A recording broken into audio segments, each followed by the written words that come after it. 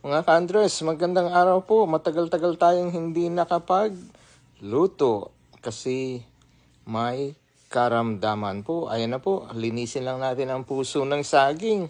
Ang puso ni ka-Andres napunta sa saging. Ayan na po, hiwa-hiwain lang natin siya ng maliliit. Ito po ang pangunahing ulam namin nung araw sa bundok. Hahanap-hanapin mo po ito. Pag nakaulam ka ng puso ng saging, ibig sabihin nun, masarap ang hapunan o tanghalian. Naku, ito na po. Nahiwa natin, pipigain natin siya. Kasi pag hindi mo yan piniga, mapakla. Yan na po. Pagtapos ng piga, ating siyang ilalaga hanggang lumambot. Pag lumambot na siya, dagdagan natin ng gata o coconut milk. Yan na po.